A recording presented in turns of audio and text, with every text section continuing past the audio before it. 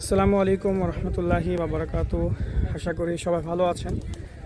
দর্শক, আমার পিছনে আপনারা যে পাহাড় দেখতে পাচ্ছেন, এই পাহাড়ের নাম হচ্ছে জাবলে সর।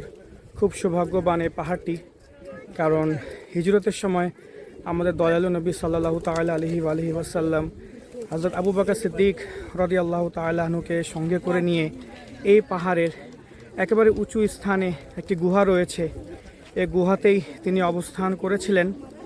এমনকি হাদিসে মোবারাকাতে রয়েছে যে যখন মক্কার কাফির মুশরিকরা প্রিয় নবী সাল্লাল্লাহু আলাইহি ওয়াসাল্লামকে নাউযুবিল্লাহ হত্যা করার জন্য প্রিয় নবীর সন্ধানে যখন এই পাহাড়ের উঁচু স্থান পর্যন্ত অর্থাৎ ওই পাহাড়ের গুহা পর্যন্ত পৌঁছে গিয়েছিলেন, তখন আল্লাহ তাবারাকা ওয়া তাআলার হুকুমে মাকড়সা ওই গুহার মুখের উপর জাল বুনে ফেলে এবং কবুতর সেখানে ডিম দেয়।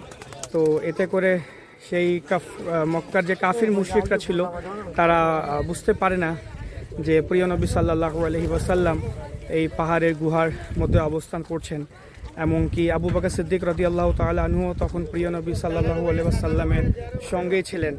তো এমত অবস্থায় কোরআনে পাকের আয়াতে মুবারাকাও নাজিল হয়েছিল, যেখানে আল্লাহ তাবারাকা ওয়া তাআলা প্রিয় নবী সাল্লাল্লাহু আলাইহি ওয়াসাল্লামকে সান্ত্বনা দিয়েছিলেন যে লা তাহজান, আপনি মন খারাপ করিয়েন না, আপনি ভয় পেয়েন না, আল্লাহ তাআলা নিশ্চয়ই আপনাদের সাথে রয়েছে। তো এটি খুবই মুবারকময় এবং ঐতিহাসিক একটি পাহাড়, এই জাবলে সর। এমনকি আপনারা দেখতে পাচ্ছেন যে এই পাহাড় কত উঁচু। আমি আপনাদেরকে পাহাড়টি দেখাই।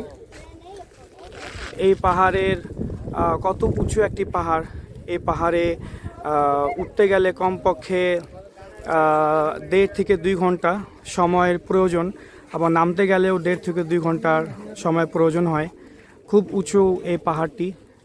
আর এই পাহাড়টি দর্শক, হযরত আবু বকর সিদ্দিক রাদিয়াল্লাহু তাআলা আনহু এই পাহাড়ে ওঠার সময় আমার প্রিয় নবী দয়ালু নবী হুজুর সাল্লাল্লাহু আলাইহি ওয়াসাল্লামকে নিজের পিঠের উপর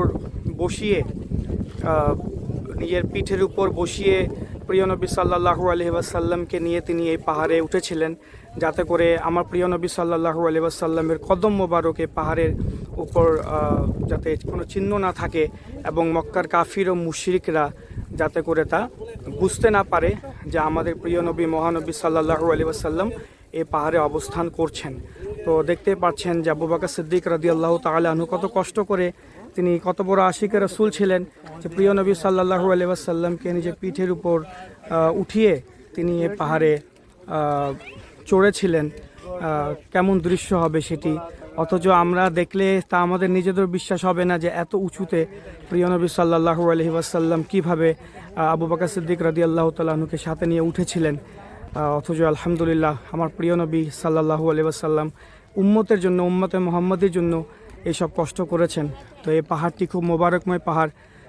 সকলের জন্য দোয়া করে যেন আল্লাহ রাব্বুল আলামিন এই পাহাড়কে জিয়ারত করার তৌফিক যেন আপনাদের সকলকেই দান করে এবং এই পাহাড়ের ওসিলায় যেন আল্লাহ তাআলা আমাদেরকেও ক্ষমা করে। আমিন। আসসালামু আলাইকুম।